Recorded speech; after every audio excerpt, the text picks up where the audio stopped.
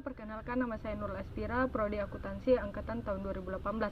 Nah, di sini saya akan mereview tugas UTS Etika Profesi, mereview film yang berjudul In the Heart of the Sea, Berburu dan Bertahan Hidup. Baik teman-teman, di sini saya akan mereview tugas In the Heart of the Sea.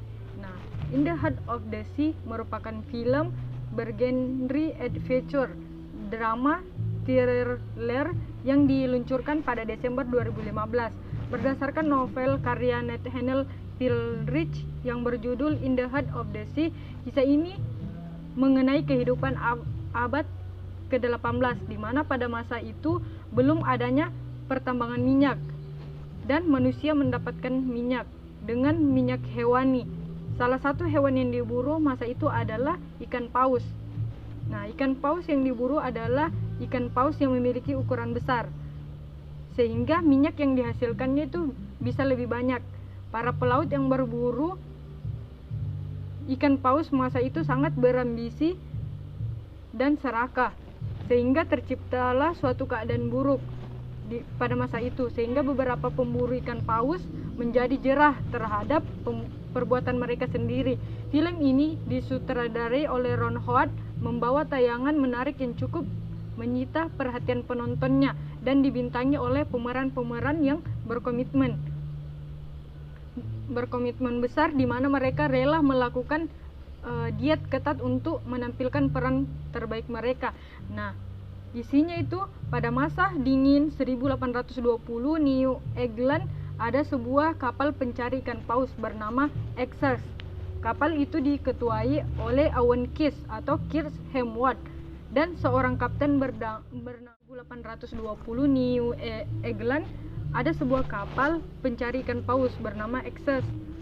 Nah, kapal itu diketuai oleh Owen Kiss, Kirk Hemsworth dan seorang kapten bernama George Pollard.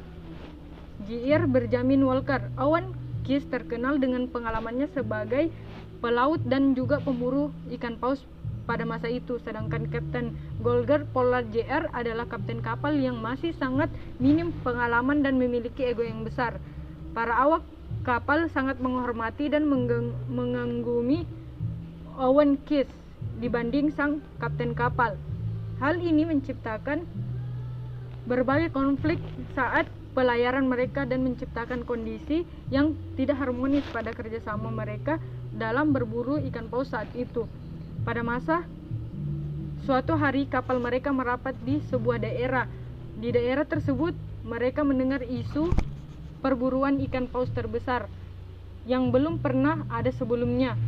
Namun ikan paus itu terdapat di perairan yang ekstrim dan banyak diburu oleh pemburu ikan paus, namun mengalami kegagalan semua. Hal ini mendorong kapal Essex untuk berburu ikan paus terbesar itu.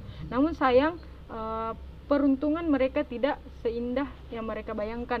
Meskipun ikan paus telah berhasil diserang mereka, namun karena ukuran ikan paus itu terlalu besar sehingga mereka tidak berhasil untuk menangkap ikan paus tersebut. Malah kapal-kapal mereka yang hancur karena ikan paus itu sangat panjang dan ukurannya besar, dan mereka harus mengalami penderitaan yang panjang karena kapalnya sudah hancur. Nah, kelebihan dari film ini banyak mengandung pesan moral yang baik kepada kita sebagai manusia untuk menghargai sumber daya dan tidak serakah dan egois. Nah, ternyata film ini juga sangat menarik dan tidak membosankan, serta akting dari para pemeranannya itu mampu memukau para penonton. Dan kekurangan dari film ini sendiri adanya cerita kanibal yang perlu dianalisis sehingga tidak mempengaruhi penonton.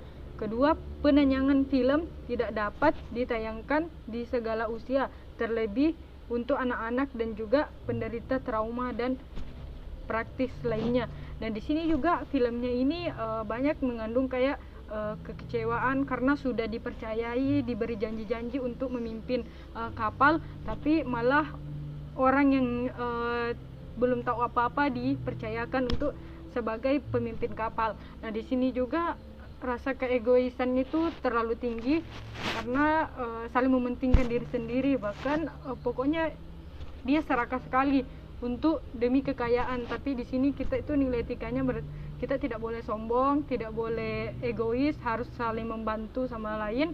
Dan juga kita diajarkan bagaimana caranya kita itu tidak mementingkan diri sendiri, harus saling menolong, membantu, karena kita sama-sama ingin berburu dan mencari kehidupan, karena kita mau hidup. Nah, kayak gitu.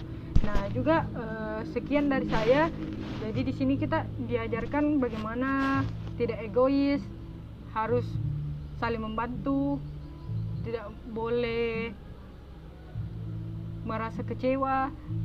Jadi film ini kita banyak etika yang harus kita ikuti, bahkan yang tidak bisa diikuti.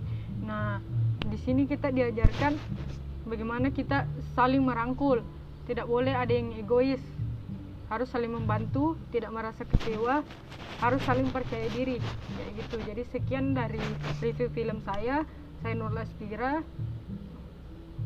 Wassalamualaikum warahmatullahi wabarakatuh.